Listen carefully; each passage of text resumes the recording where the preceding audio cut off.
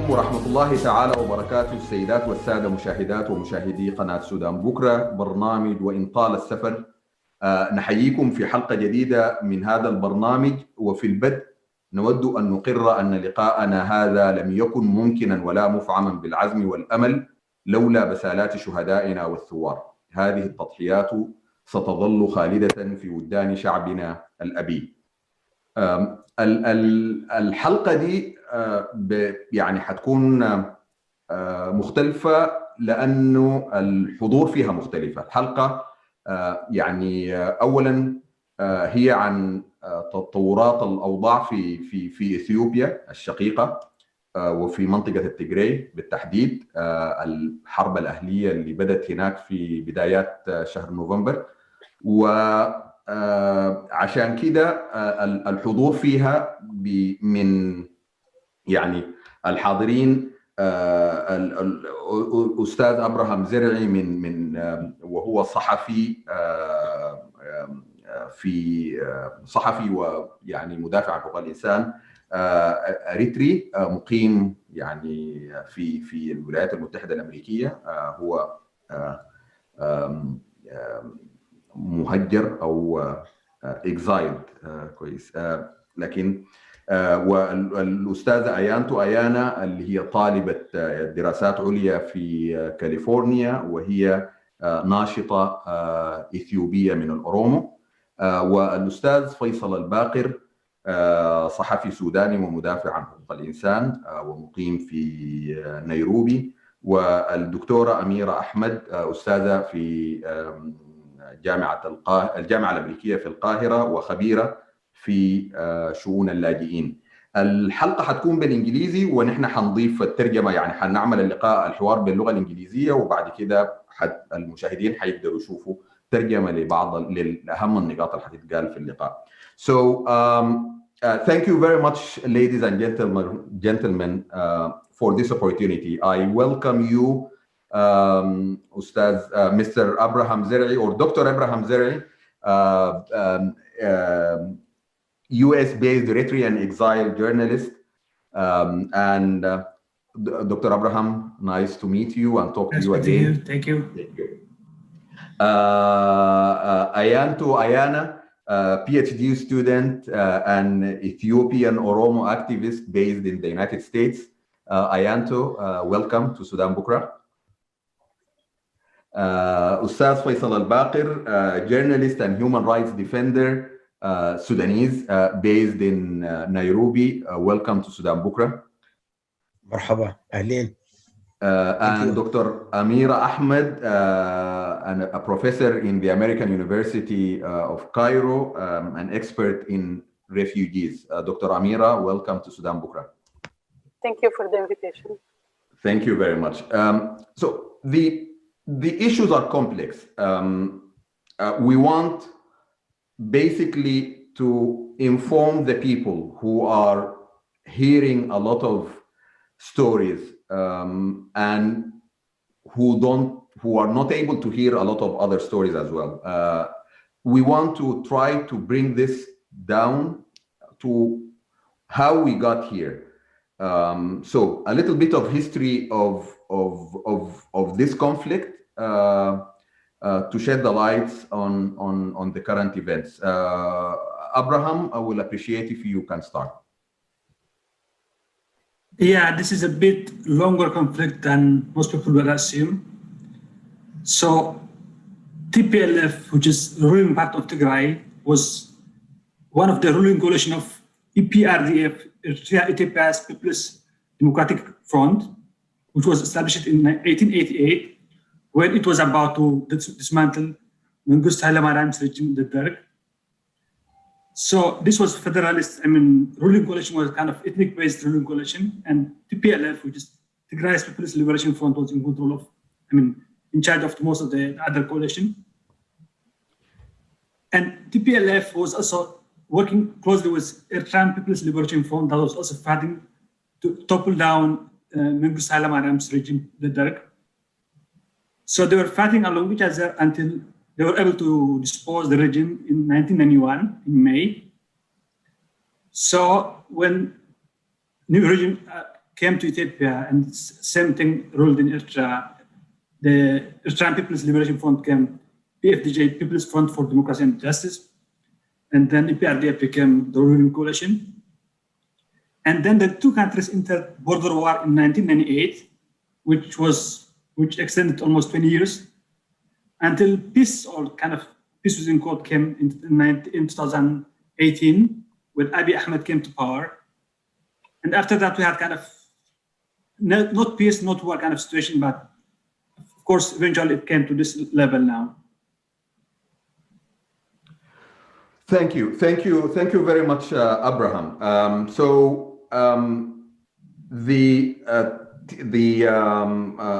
What we're saying here is the TPLF, which is the Tigray People Liberation Front, was one of the main factions in the coalition that brought down the dictatorship of Mengistu Haile Mariam, and which is the Ethiopian People's Revolutionary Democratic Front, EPRDF.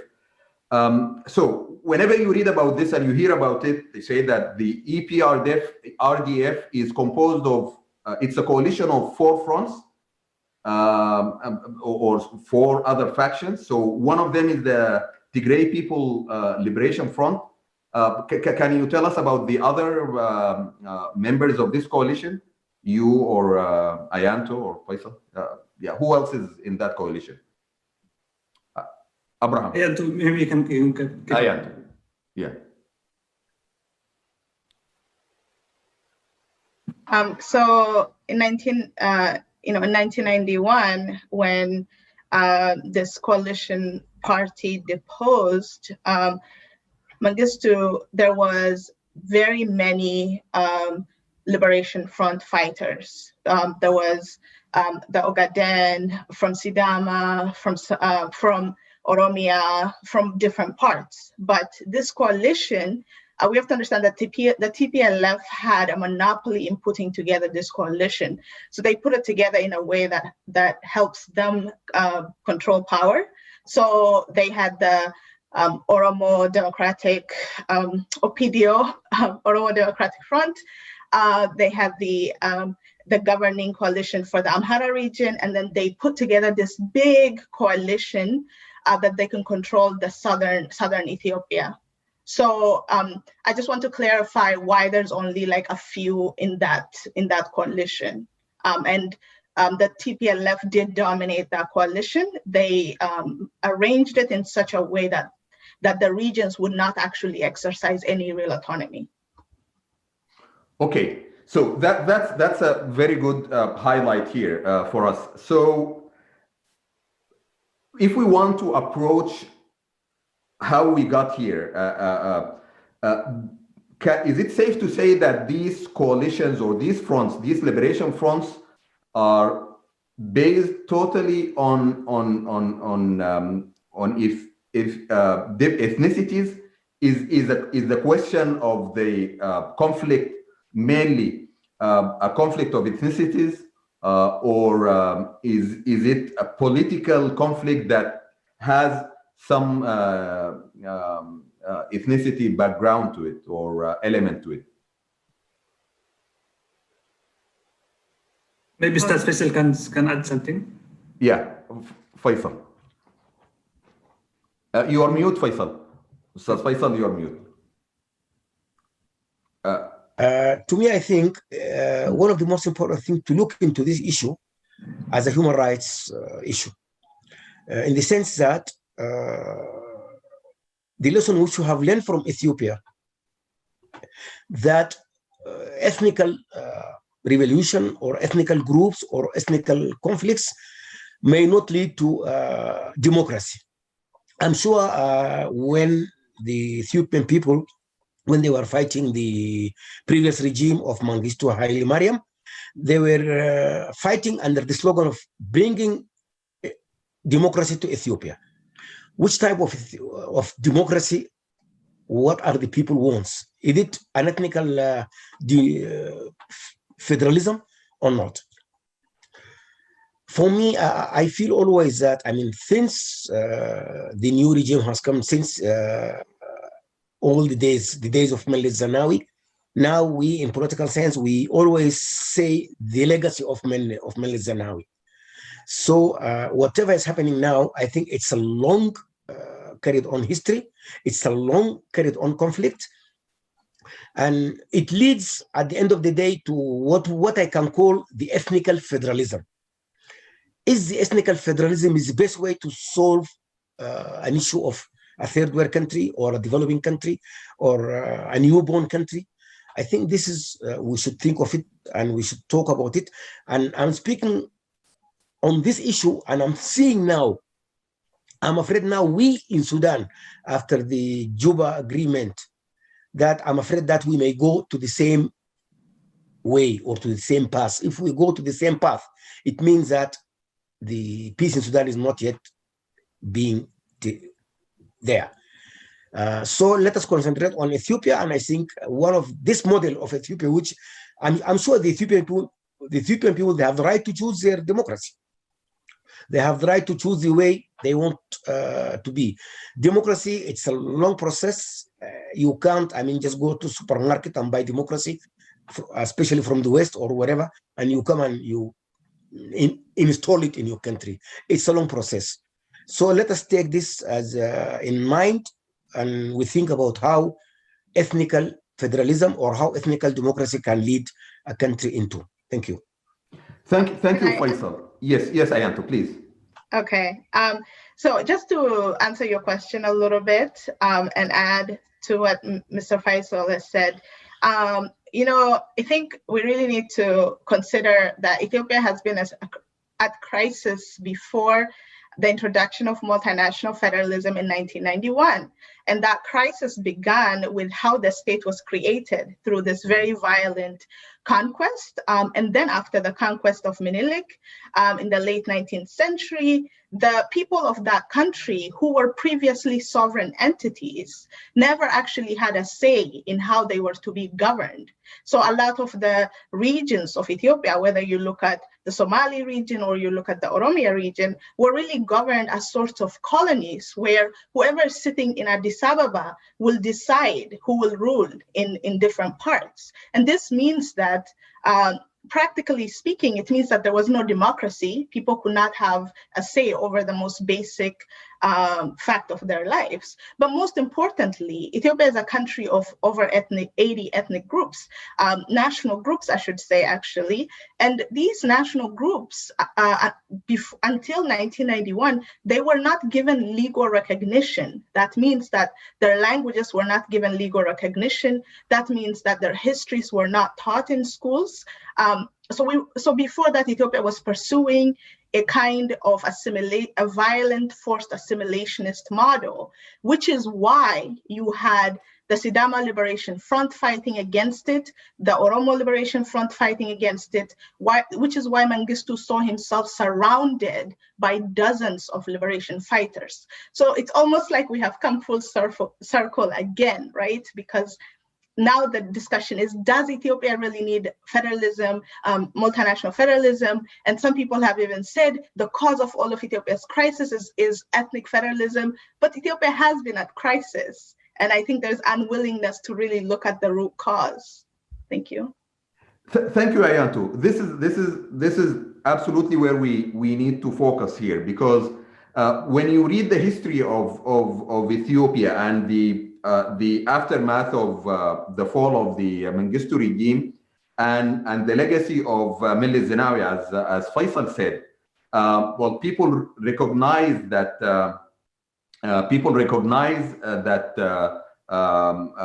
Meles Zenawi introduced, or the new regime introduced a new model, so new developmental model, new kind of democracy, or this is the way that some people perceive. But it was also monumental, this 1994, I think, the multinational federalism model, where it gives kind of self-rule, all the way up to self-determination for the regions. And these multilingual regions or multinational regions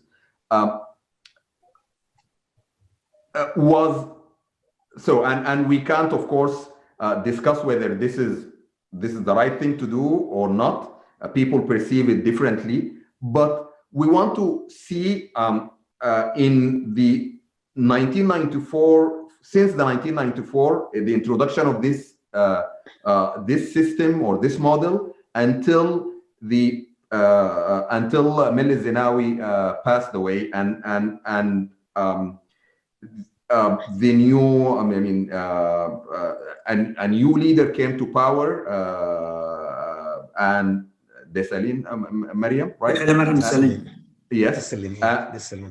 And like stayed in power for a few years, and then Abiy Ahmed came. So want to talk about this period, the legacy of Meles Zenawi. Dr. Amira, you lived in Ethiopia in a few years during the Meles Zenawi era.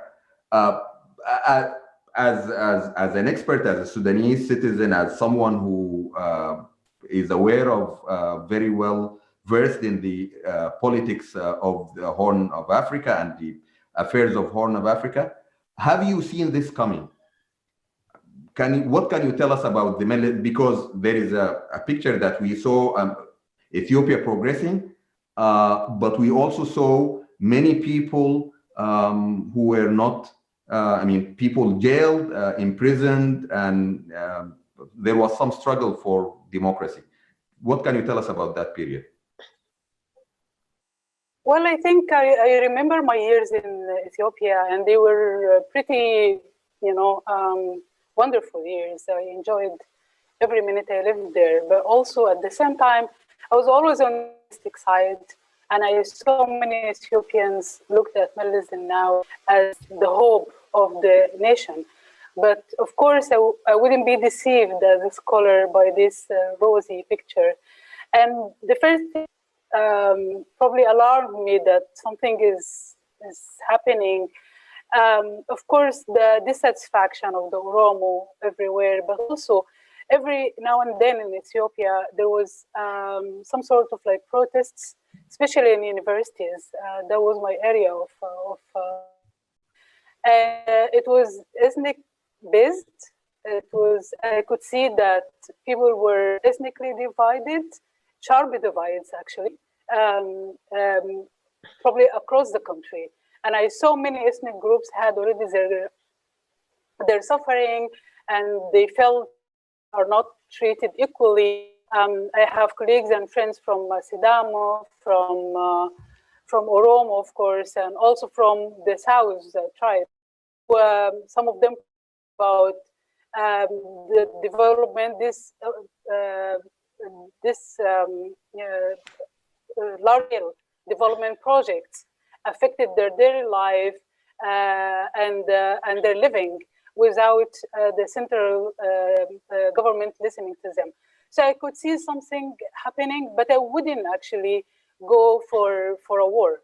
I thought, some sort of like resolutions could happen and contain the conflict. Actually, what happened on the 4th of November was a shock for me, that the war is corner and was happening, and it actually happened. I don't know, maybe just hoping, for a better future, pressed my imagination to go to a war. It's very sad, and what's more sad probably is that, when elephants fight, the grass suffers. So the humanitarian crisis that's yielding out of this war is something that we might not be able to end for another 2 coming decades. We learned from history that once the war is waged, you cannot stop it again. And even if you stop it, the humanitarian cost, including refugees, IDPs, migrants, of course, casualties, this cannot be reversed. So as someone lived there, I feel very sad about what's happening now. And as the colleagues earlier pointed, that there is also concern that this might also be duplicated in Sudan after a fragile peace agreement that all the fractions. So we don't know what is, the future is how the future will unfold as well. But of course, the regional scenarios are not very promising. Okay, thank you, Dr. Amira. Abraham, so when Meles Zenawi, after the era of Meles Zenawi represented the Tigray, and the TPLF was effectively the ruling party. Do you think it's, first of all, is it proper to, when analyzing this, to put any numbers or figures of the composition of the Ethiopian and Eritrean, because it is, I mean, they are all interlinked in these conflicts, to the ethnic composition of the society? So is it, does it say anything that, well, the Tigray actually are a minority? They are not the majority of the Ethiopian people, or Oromo is, I mean, the Oromo is the largest ethnic group in Ethiopia. Does it say anything in this conflict? Partly it says, not necessarily in terms of ethnic group, but especially the case with Eritrea. Mm-hmm. But as I said previously, TPLF and EPLF, Eritrean Liberation Front, fought together. And the war was more of, personal revenge against Meles and Isaias, or more of the leadership, apart from the people. Again, Tigray didn't have much base in Ethiopia, so they just need to externalize their internal problems. And Meles needed some kind of some approval from outside, that he's in control of the regime, he's in control of Ethiopia, he's also in control of Isaias Afwerki, who's supposed to be his kind of senior before. And so this might have transpired again. If you see it now, right now, the Eritrean government or the regime is siding with Abiy and fighting against TPLF leaders. It shows they have a rage against each other, and they don't want to acknowledge each other's existence, not necessarily because of the ethnic group, but because of their past history. Okay, all right. So taking this forward, Ayanto, I want to ask this question, and I'll be blunt about it. So for us who viewed or welcomed Abiy Ahmed's succession to power and the reforms that he introduced in Ethiopia, one of the first things that usually accompanied the name Abiy Ahmed, that he comes from the Oromo ethnicity, the largest ethnicity, but one of the ethnicities that was hugely marginalized by the previous regimes in Ethiopia. And so people saw the reforms that he introduced in Ethiopia as, well, correcting something that was wrong.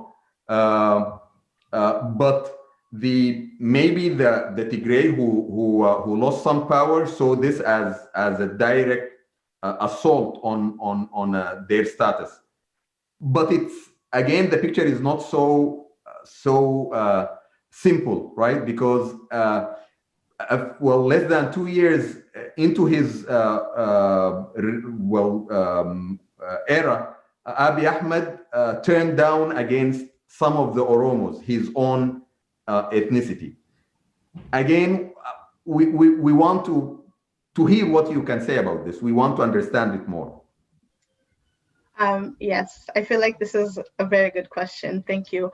Well, first, yes, the Oromos were systematically oppressed during the EPRDF era, but the Oromo have been systematically oppressed since they were incorporated into the Ethiopian state and then prevented from actually participating fully in the state building project, right? So there's that. So there's this long history of marginalization that is part of the Ethiopian institution at every level. When EPRDF came in 1991, people thought that indeed some of this was being addressed, and indeed some things were addressed, right? For the first time, it was only in 1992 that the Oromo were able to start teaching in their own language, for instance. Same with other regions. We're talking about, so today the Oromo population is, I think to put it on the lower end is, we're talking about at least like 35 to 40 million people. So like, this is like, there are countries, they can be like several countries big, which is part of, the Ethiopian challenge. However, even though the EPRDF was a welcomed system, which allowed the Oromo and other historically marginalized groups some sort of autonomy, it wasn't a real autonomy, because the TPLF right away in the early 1990s eliminated the genuine leaders of the Oromo, the Somali, and other groups, and they created these pseudo administrators of the region. So they were able to monopolize power. And eventually that oppression became so much that people began to protest. People have protested actually throughout the rule. However, from 2014 till 2018, we saw this big Oromo movement, and it was able to create those conditions that brought Abiy Ahmed to power. Now, Abiy Ahmed was not elected in an election, but he was elected within his EPRDF party.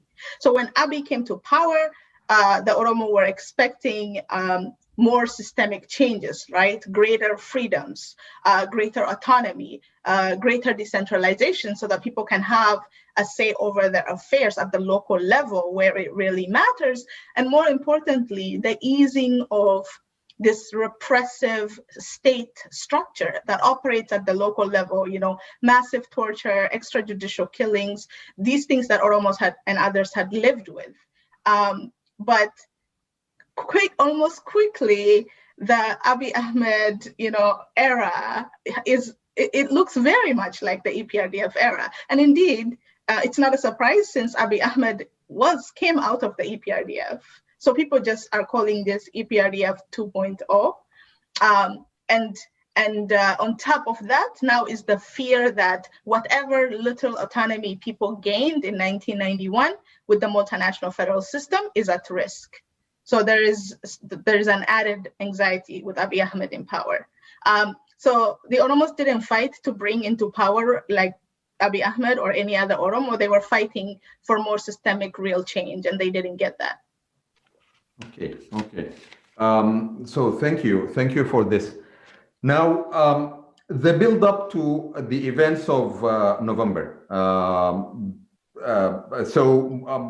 The official, or the history, or what you can hear in the news, and as an outsider, is this conflict. So when Abiy Ahmed came to power, he dissolved the EPRDF. He established the Prosperity Party. That was supposed to replace EPRDF and bring all the ethnicities and all the political actors in Ethiopia under one umbrella, but not the EPRDF. Maybe just I don't know. Maybe it was only a facade change, but that was the intention. The TPLF did not agree. So TPLF leadership did not agree to become a part of the Prosperity Party, and they continued governing the Tigray region. As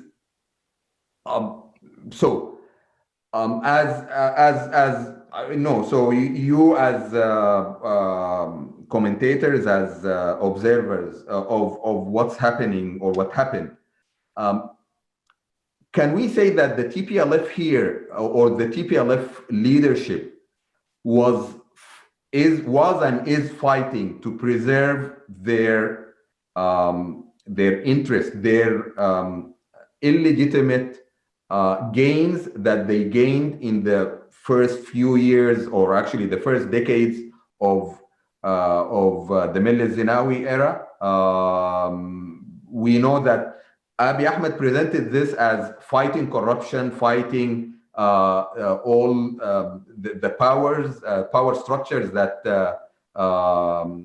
became empowered to rule Ethiopia unjustly. So those powers, those leaders are now fighting or have been fighting for their own interests and not actually the. So basically, they are the old regime. The old regime is fighting for its own sake. Can we say this, Abraham? Do you think that? Yeah, it's more of a fight of elites than population, in fact, than average people. Because each part one tries to maintain their interests. The TPLF leaders who have been kind of massacred and who have been benefiting from all this chaos have fled to Tigray. And Abiy Ahmed's leadership, which is not better by any means than them, which was also part of them, want to issue an arrest warrant to bring back those who have fled to Tigray. And they resisted to hand over their leaders to the federal government. And then they conducted election, they denounced the central government, and then things progressed quickly. But the overall idea was just to maintain their personal interests, those people's interests, the same with Amhara elites now. They're the ones who have kind of, cooking all these conflicts for their personal interests and personal gains. So I would say the people are becoming the victims, as Amira was saying, when two elements fight, it's the grassroots is also getting damaged. So it's more of elites of same with Eritrea now, which is also involved in the conflict. Okay. The only victim is the people and Sudan now. The Ethiopian people and the Sudanese people, because they have to deal with lots of refugees. Okay. This is very sad, but it is true. I want to talk to you, Faisal, now. Ustaz Faisal, we've seen this before. So I want you to tell us about what the conflict in Ethiopia and Eritrea meant for the people in Sudan. And do you see this as a new cycle in the same? So have we learned nothing? Well, for me, we in Sudan, we're always observers.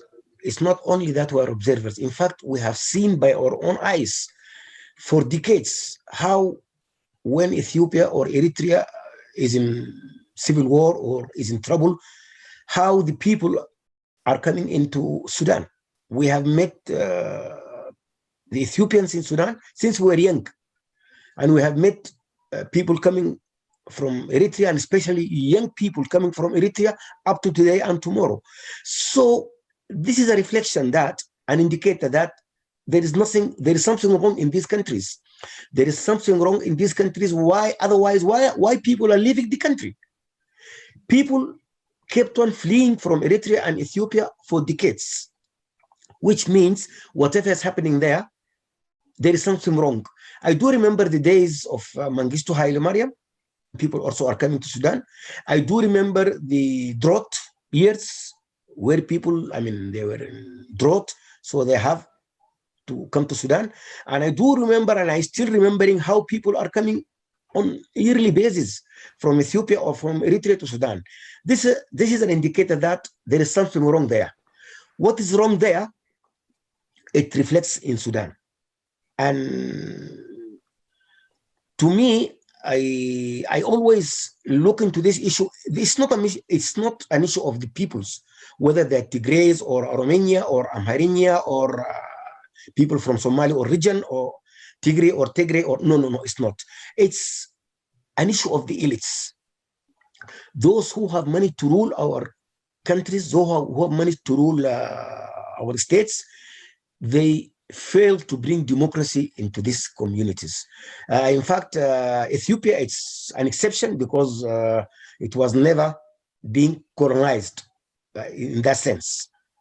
But if you look into Sudan, if you look into Uganda, if you look into Zimbabwe, if you look into Kenya, if you look into the neighboring countries, the elites with the money to get rid of the colonizers, they take over and they continue oppressing the people. So also I can go still to learn from the Marxism theories. and say it's a matter of fighting between the oppressed and the oppressors, between the haves and the have-nots. The intellectuals from all groups, whether they are in the opposition or in the ruling desks, they're, let me say, they are rich enough, they are happy enough, while the masses, the real people of Ethiopia, Eritrea, Sudan, and neighboring countries, the real people are suffering, and they are continuing suffering because there is something wrong with this type of democracy which we are trying to impose on our communities. And we always say this is the right democracy that the people should take.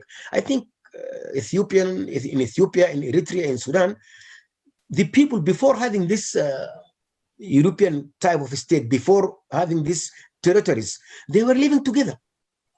And they were so happy for decades.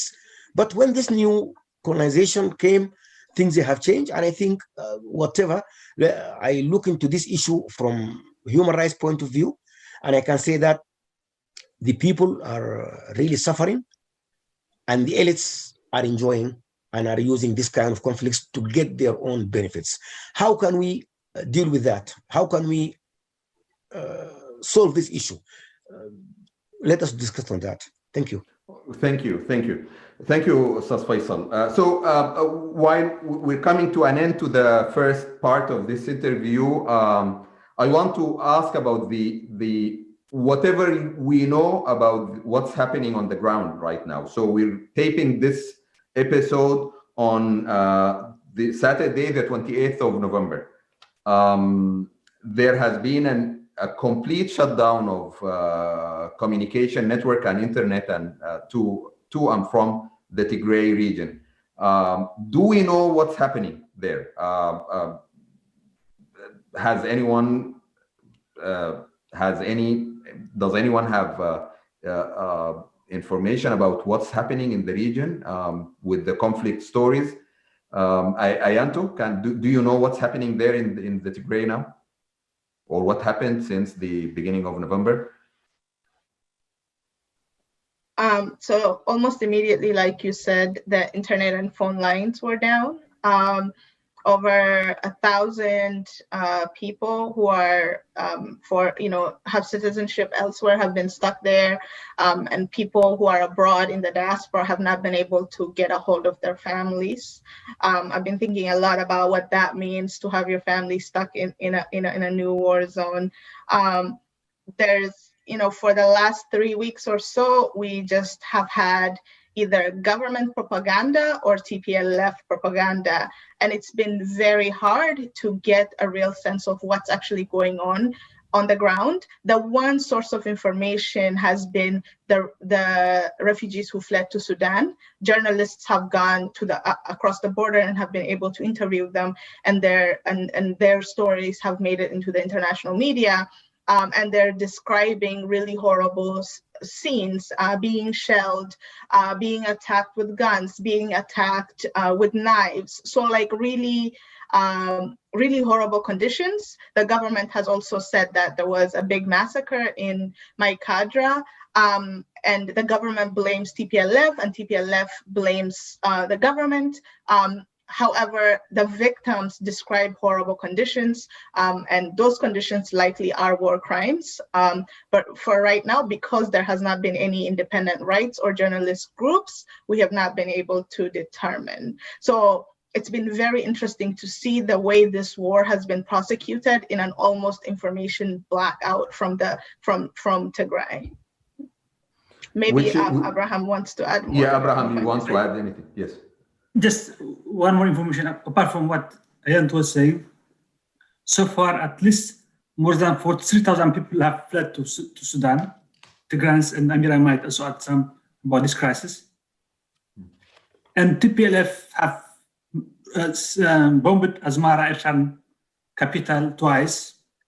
First November 14, and then yesterday, October and November 27.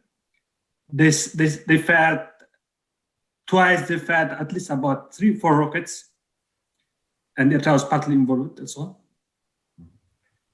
So we have this kind of crisis, and there was a complete blackout now. And as we speak, Maqalla was captured according to the press release of Abiy Ahmed's office. Magala is the capital of the Tigray region. Magala. Yeah. Yes. Yeah. We hear it's been captured by the forces of the Ethiopian government. Yeah. Uh-huh. But what would unleash that kind of capture would just see it together. I mean, this is kind of the beginning of, a very long, protracted war or civil conflict in the region. So it's not something to celebrate. Rather, it's something that you should worry about. Okay.